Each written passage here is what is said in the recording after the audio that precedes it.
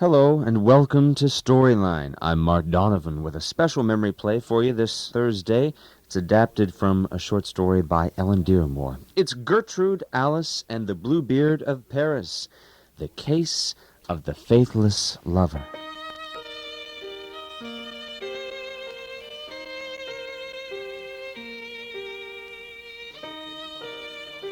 It was hard that fall of 1921 not to get interested in the Landru case.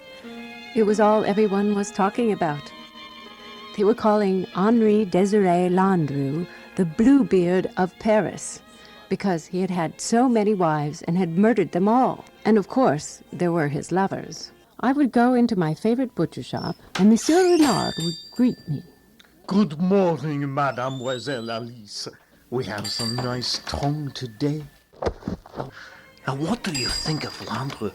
283 lovers? What a man! French, to be sure.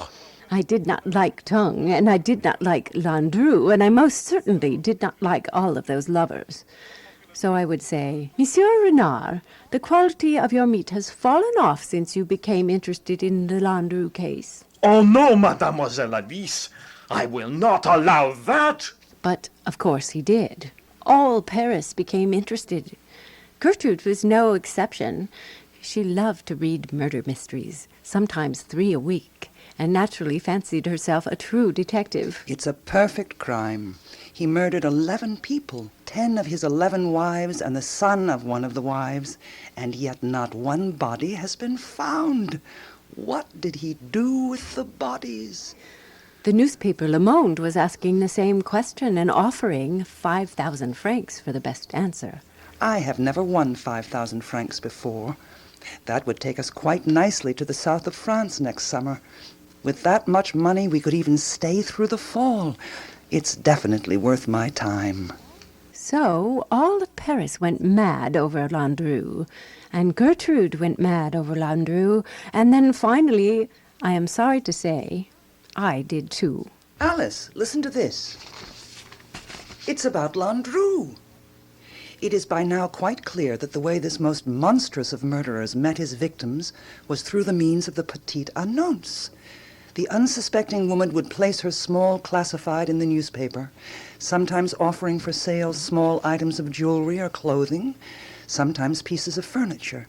Answering her advertisement, presenting himself at her door, would be Henri Désiré Landru, the epitome of graciousness and generosity, offering to pay the woman far more than she was asking, since he knew he would soon have the money back, the cad.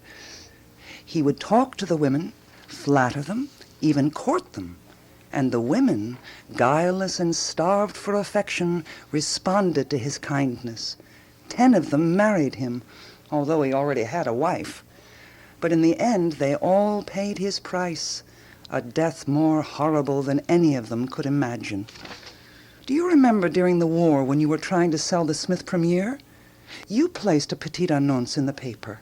I remember. Who answered the ad? 3 people, 2 men and a woman. Did either of the men have a beard? No. Are you sure? I always remember a beard. But don't you see how close you came? That's the way Landru met his victims, through the petite annonce. 1917 was his busiest year. He met and murdered 5 of his victims then. Don't you see? Landru could have come to this very house. One of the things he bought from one of the women he murdered was a typewriter. That was when I became interested in the Landru case. Somewhere early in the case, Gertrude began keeping a file on Landru. She would go out once a day, sometimes even more when the events of the trial had been especially sensational, and buy the latest newspaper accounts. Despite her attitude towards the press, she gathered these as gospel. Bit by bit, Gertrude amassed quite a lot of information. One night, while we were sitting in the studio... I've made a list of some things I want to think about in the Landru case. I must see it in words, if I'm going to solve it. Number 1, the fact that Landru had 283 lovers. How do they know? He had 11 wives, too. But he also had 283 lovers. That may be the most startling fact about the whole case. Can you imagine? I would prefer not to try, It would certainly take a lot of energy. to say nothing of deception. Oh, that's one way to look at it. Another is to think that maybe he brought them some happiness. That but for him, 283 women might possibly have never been loved. But where did the number come from? Perhaps that's why he killed them. Perhaps he had to. He wanted to bring his happiness to as many as possible, for that was obviously a joy to him. And of the total, there were some 10 who were not willing to share. Perhaps they found out about the others and became possessive and jealous, and the only recourse to keep the majority happy was Gertrude, we're talking about murder. Perhaps, but perhaps we're also talking about love. I think not.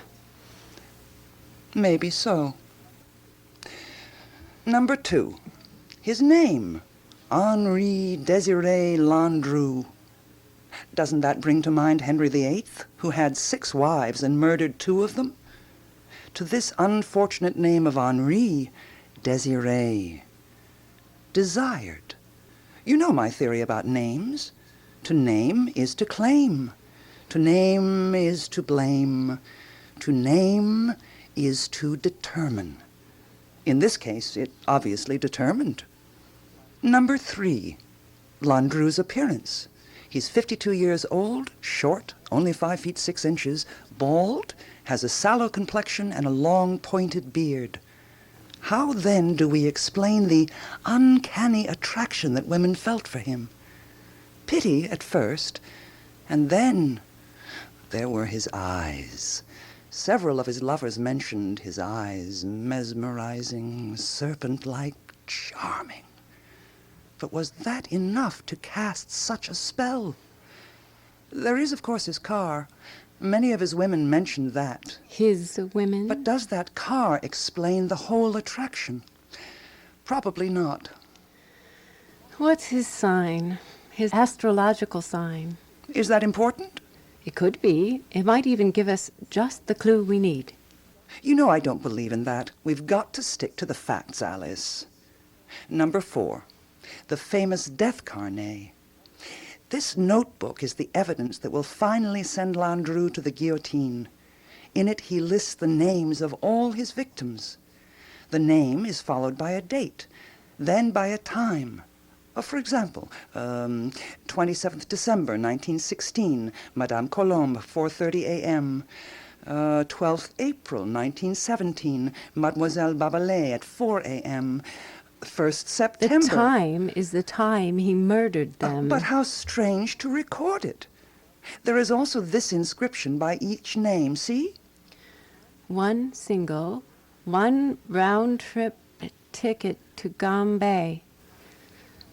He would buy himself a round-trip train ticket to Gambay, knowing that he would return to Paris. But he also knew the woman with him would not return, and he would buy her a one-way ticket. A one-way ticket. Wouldn't the woman have noticed? How curious. And how curious of him to record it. Did he mean for the carnet to be his undoing? And how mindful of his money. He is obviously not a wasteful man. Number 5. The question of what Landru did with the bodies of his 11 victims. Police speculate that he burned parts of the bodies, the most identifiable parts, heads and such, in the kitchen stove at Gambay. A pile of ashes, presumably of the remains, was found in the shed in the back of the house. But where are the rest of the bodies? And how did he get rid of them? That is the question everyone would like to know.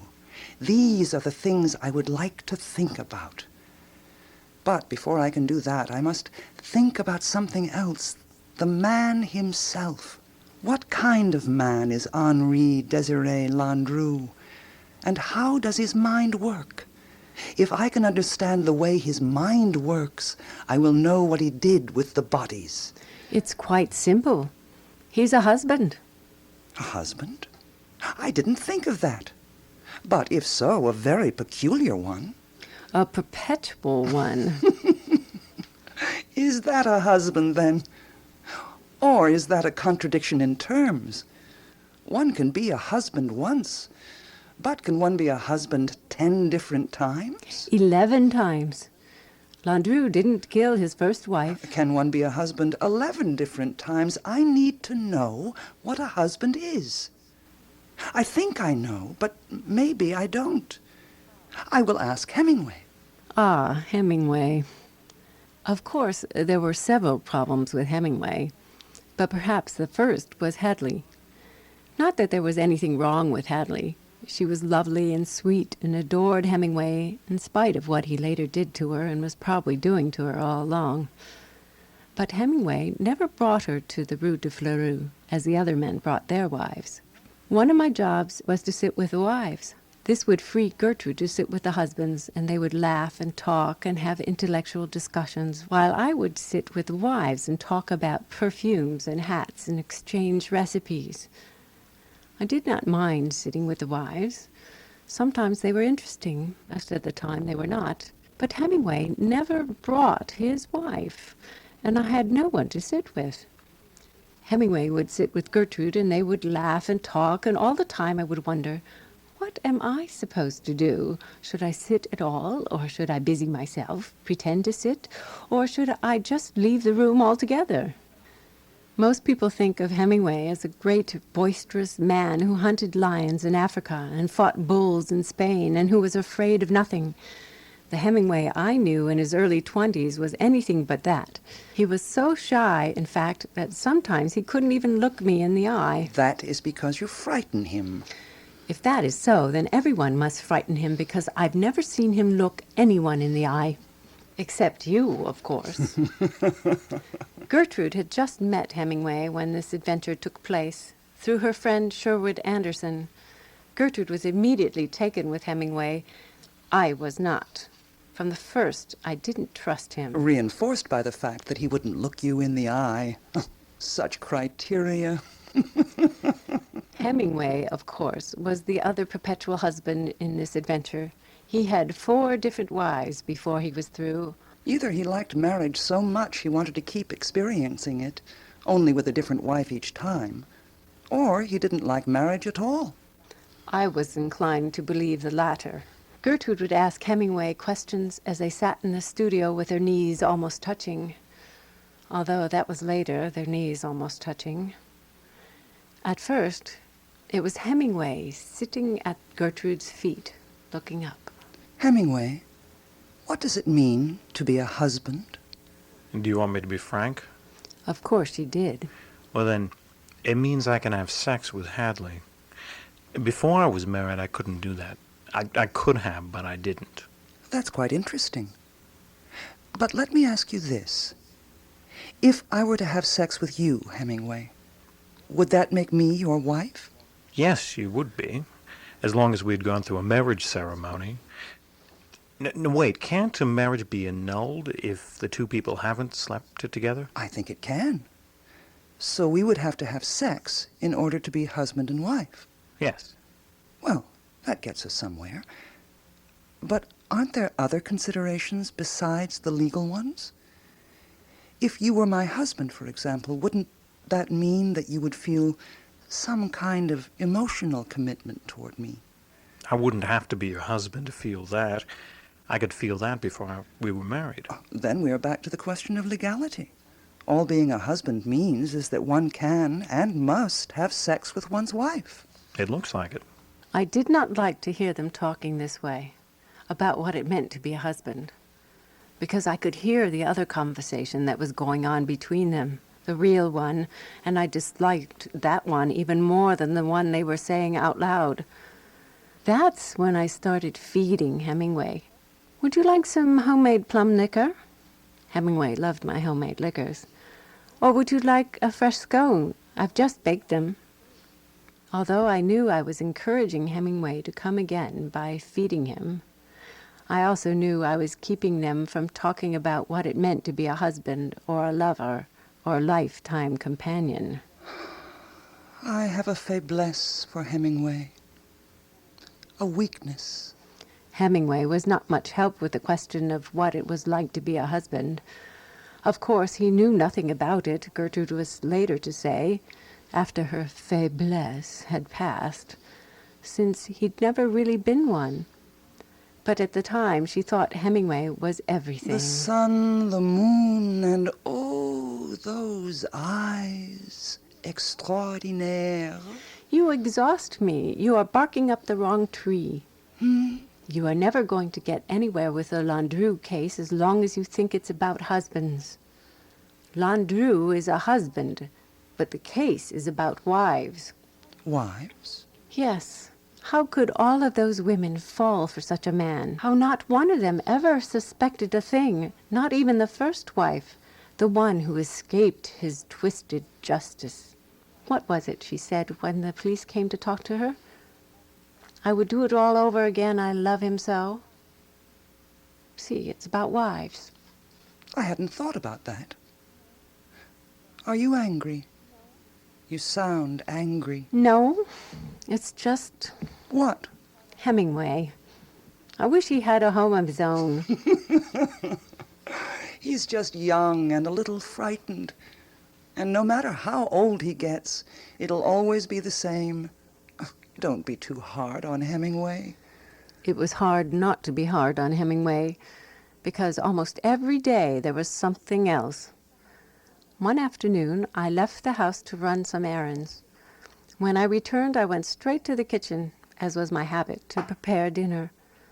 I hadn't been 5 minutes when I heard laughing and scuffling from the studio. Not fair, Hemingway. That's below the belt. What was below the belt, I wondered as I started for the studio. The scuffling got louder and louder, and when I came to the studio door, I saw why. Gertrude and Hemingway were boxing. Hemingway didn't believe me when I told him I used to box when I was in medical school, and we had a bet that I can't go 3 rounds with him.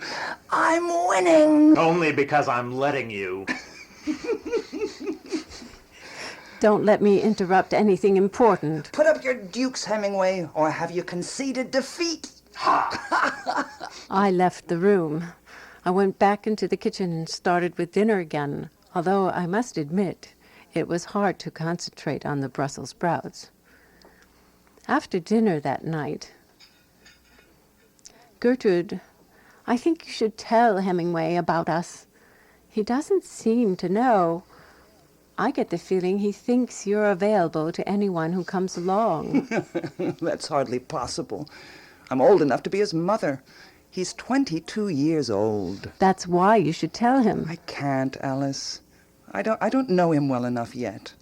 And besides, I don't think he'd want to hear. Gertrude. Perhaps later I'll tell him, but for now you'll just have to be patient about Hemingway. And you'll just have to trust me. That was the trouble, I thought. I wasn't sure I could. It was easier to concentrate on Landru. Any new facts? Of course, there are several new questions about the bodies. Did you hear the tabloids scream about the trial today? The defense brought up the fact that no blood had ever been found anywhere at Gambé, either in the kitchen where he supposedly burned some of the bodies, or out in the shed where he cut some of them up. That one is easy to answer. I know from my medical studies that if you let a dead body set for several days, when you cut it up, it will not bleed. So that problem is solved. Now, we come to the difficult part. Are you finished eating? It really is quite excellent. Quite. Well, we can't let good liver go to waste. There. Thank you. You're welcome. Now, how did he get rid of the bodies once he cut them up? If he cut them up. We know that he burned parts of them. They found 100 kilos of ashes out in the shed. 100 kilos, that's over 200 pounds. Salt, please. That's a lot of ashes. How many bodies would that make? How much is left of us as matter, properly stripped and burned? Gertrude thought about that for several days, and then she seemed to stop thinking about it. And Hemingway didn't come around for a while, so I let my guard down and began to think that things had returned to normal. That was my mistake. I had been out shopping one day and returned around 4 in the afternoon. I opened the door to the pavilion and knew immediately that something was wrong. I could see smoke in the hallway, and I thought, the place is on fire. I ran toward the kitchen, and the smoke became thicker, and there was a terrible smell, and I thought, what on earth is burning? Did I leave something in the oven? Then I got to the kitchen and saw that they were both there, Gertrude and Hemingway, standing next to my stove. What on earth are you cooking? Don't be alarmed. We are watching it closely. Oh, that smell! Why, the temperature is up to 700 degrees. You'll destroy my oven. No, it's made of cast iron. It comes from America. It'll burn anything. What are you doing? We're almost through. It won't be much longer. We're going to completely reduce a body to ashes and then weigh them. A body? Not a real body, A sheep's head. but the principle's the same. We worked out a formula for converting the weight of the sheep's ashes to human bone density. You put her up to this. No, I thought of it myself. But Hemingway's helping me. He's especially good at math, I find. I couldn't help it. As I stood there with my oven on fire and the smoke pouring out and the wallpaper darkening and Hemingway there in my kitchen, I was so angry that I started to cry. There were so many tears that I had to leave the kitchen and go up to my bedroom. Gertrude came after me. Alice? I'm sorry about the oven, but I'm sure we haven't destroyed it. Please don't be angry. We meant no harm. But it's something I must know. I know how you feel about your kitchen, but it'll be the same again, as soon as it's aired. I've asked Hemingway to leave. He's gone now. I know when Landru was born. You asked me that once, remember? His astrological sign. Alice, please speak to me. Go away. I don't want to talk now. Gertrude went away. I sat there on the edge of our bed, trying to calm myself. And slowly I did. Then I thought, this is the second time Landru has caused me trouble. First with Hemingway, and now with my kitchen. There's only one thing left to do. I'll have to solve the case myself and put an end to this. The next morning, while Gertrude was still asleep, I began going through her Landru file. I wasn't sure what I was looking for, but I knew I would know when I saw it. Near the bottom of the file, a pamphlet caught my eye. The Making of a Murderer, an astrological reading of the mass murderer Henri Désiré Landru. It was Landru's horoscope. The first thing I noticed as I looked at his chart was the large number of planets that had been in the sign of Aries when he was born in April of 1869. 7 of the 10 planets were there, an amazing concentration. That figured. Aries are the bullies of the zodiac. Once would be enough, but to have it in your chart 7 different times. No wonder all those women were murdered. As I continued to look at the chart, I saw something even more amazing. Landru's ascendant was Taurus. My sun sign was Taurus, so I knew about Taurus, and I also knew that the ascendant could be as dominant a force as the sun sign itself. So Landru's ascendant was Taurus. There was only one thing to do. Go to Gambay and check things out for myself. Now I knew what to look for.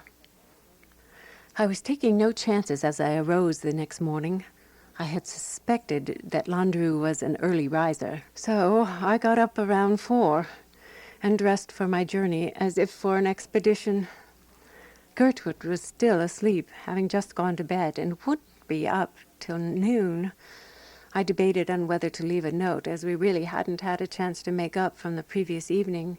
But with luck, I felt I could be back before noon, and the only thing I'd be explaining was the solution. I took a taxi to the Gare Montparnasse and got on the fast electric train to Versailles, stopping halfway there in the little town of Gambay. I call it a town, but it was only a village. Maybe not even that. 10 or 12 houses in a row near a grocer's along a cobblestone road. I walked through the town fairly quickly. It does not take long to pass 10 houses. There were no numbers on the houses at all, and I felt at a brief impasse, for it was still very early, just a little past 5, and not many people were up yet. Certainly no one who would relish an early talk about a murderer's morning habits. I was rescued, so to speak, by a little man delivering milk. Landru's villa? More like a broken-down pigsty. Which way, please? I won't be taking you, not even near it till full noon. Why is that? Ghosts. You may laugh, but they addle your brain. Soon your thoughts are not your own. I stiffened my resolve and said, "Which way, please?" And after a mutter, he gave me brief directions. Most disquieting was the fact I heard him whispering prayers in my direction. Were the prayers for my protection, my salvation, or perhaps in his own defense? As I walked and more light filled the sky, I noticed the proximity of a forest that seemed to surround the little village on 3 sides on the edge of town. That forest was tempting to think about with all of those dark, forbidding places to hide a body. But I thought, no, forests belong to Sagittarians, not to Tauruses. I'm looking for something else. Although I'd noticed birds awakening with song in the streets of the village, it was unusually quiet as I came to Landru's villa at the end of the road and saw what the milkman had meant. It was a small stone house, so small it looked more like servants' quarters. The front gate was chain-locked and bore a sign, "Keep out by order of the Versailles police." So much for going to the front door and looking in the windows, although that wasn't what I was looking for either. No rooms would render clues, the police having undoubtedly scrambled them earlier. I walked around to the back of the house and saw in the shadows the small shed which Gertrude had mentioned, where they had found bones and teeth, and I thought, I've seen enough here, but I haven't seen it yet. I walked back to town and meandered for another half hour, sampling freshly baked baguettes and croissants with apple honey at an alleyway bakery revealed by an incredible bakery chimney that wakened even the stoutest of sleeper with hunger. As I walked, I discovered the cemetery and thought about that for a while. Then, as I was walking back up the road towards the train station, I saw a long line of lorries coming toward town, then turning off onto a well-grooved lane. I watched them for some time. Then I searched out the local postman and talked to him. Then I got back to the train station with 10 minutes to spare for my trip back to Paris. As the train pulled out of the dock, I noticed the clock above the station door. 7:45, it said. It's a good thing I did get up extra early this morning, I thought, or I wouldn't have seen it. So, Landru is a Taurus after all. He, too, got up very early to do his business. I didn't see much of Gertrude that day. She had gotten up extra late, around 2 in the afternoon while I was out shopping, and by the time I returned, she was in the studio. It was not until dinner that we finally saw each other. I've been thinking about the Landru case all day. Oh, so have I. I've been thinking that perhaps I've gotten ahead of myself, that maybe I should go back to some of the earlier items on my list. My experiment with the sheep's head wasn't as successful as I had hoped. There's no need for that. I wanted to tell you earlier. I've solved the case. What? I went to Gambé this morning while you were asleep. I know what he did with the bodies. You've said nothing of this to me. I'm saying it now. You aren't still cross about the oven? Heavens, no. You did a wonderful job in cleaning the walls as well. Well, what did he do with them? I can't tell you. Alice! But I can show you if you'll come to Gambé. But we'll have to get up early. We've got to be there before 6. 6? In the morning? You know I can't do that. That's up to you. Well, I could do this. I just won't go to bed tonight. That way I won't have to get up early if I don't go to bed. So Gertrude and I left very early the next morning for Gambay, and we arrived by 5. At first, Gertrude was excited about being in Gambay, the scene of the crime, as she called it. But once we got out to the villa... It may have been easier not seeing it. The villa is beginning to get in the way of my thoughts. It's becoming bigger than my thoughts, and so I'm not having any thoughts. I feel addled. Maybe we should leave. I directed her towards the town and the wonderful bakery. I'm beginning to have thoughts again. I need to find a lake. He probably dumped the bodies in a lake and sank them. You're an Aquarian, and so you thought of a lake. But he didn't. He thought of something better. Come, and I'll show you. We walked back through town and reached its eastern edge, and I saw them again, regular as clockwork. Do you see those? Sure. Trucks. Garbage trucks, making their morning run from Paris. They start coming in each morning around 6. Very interesting, but I've seen garbage trucks before. Not these garbage trucks. Come with me. We started following the lorries down the road. Not a long walk, but a dusty one. You know I don't like to cough. It's not much farther. We came to the quarry pits and stopped. See? These pits go back for miles, right up to the edge of the Rambouillet forest. For the past 6 years, the city of Paris has been dumping some of its garbage here. What are you saying? That Landru knew of these pits, that he knew the trucks came here early each morning and dumped tons of garbage into each of them, and that he brought the bodies of his victims here and threw them into the pits. It's possible.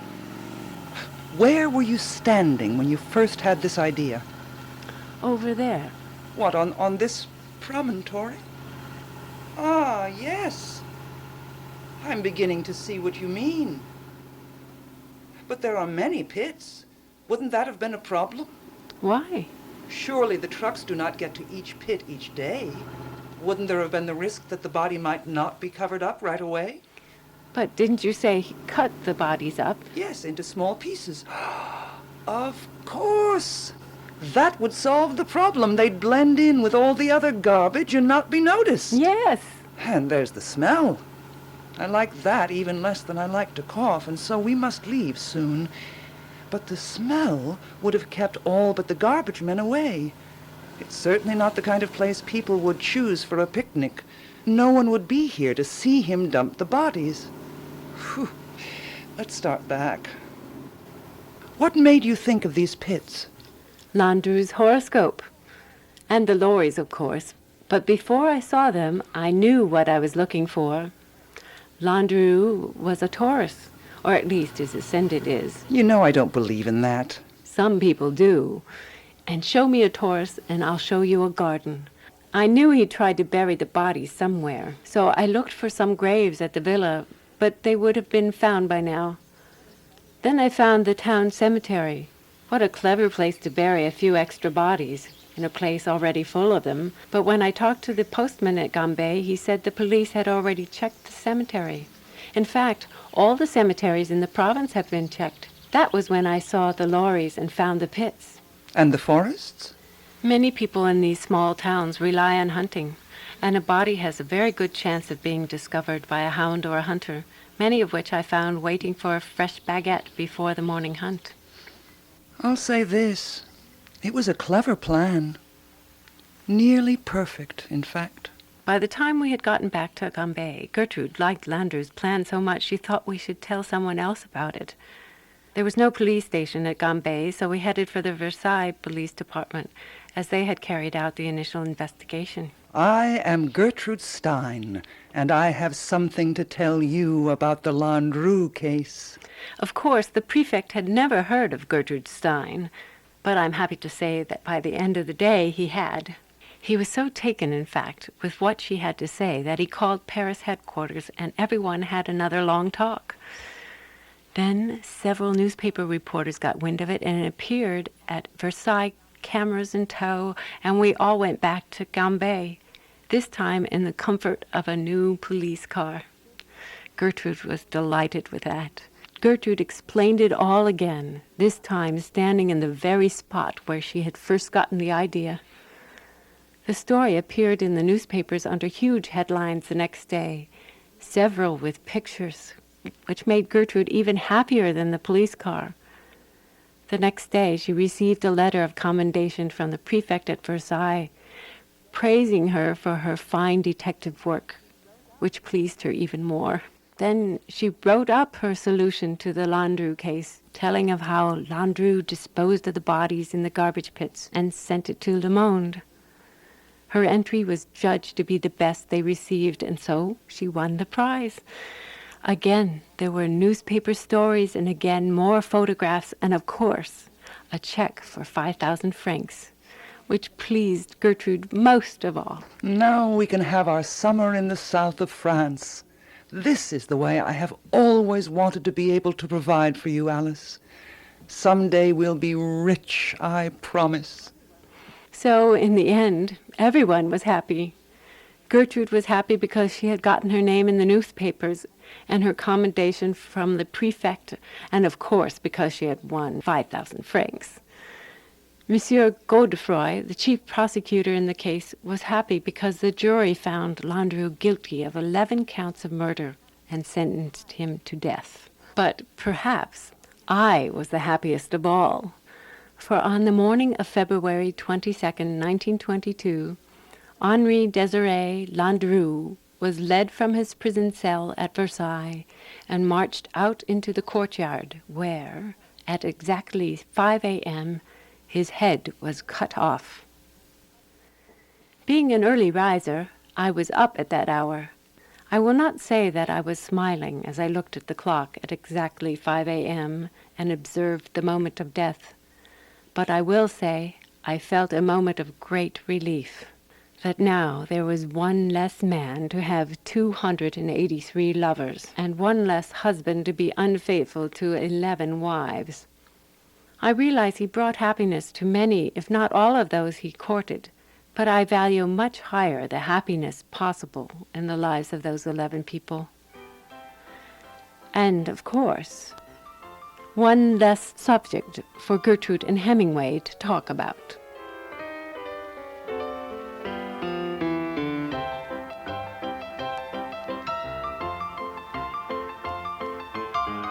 And that does it for this week's storyline. I want to thank the actors that appeared in the case of the Faithless Lover. Meg Herz-Harlor was Alice B. Toklas, Marcia Taylor was Gertrude Stein, and Jay Martin was Hemingway. KUSP thanks the Davenport Mill for providing a grant to help make this hour of programming possible. The Davenport Mill provides custom sash and doors. I'm Mark Donovan, making way to Rich Wills and Doodlin' next on KUSP.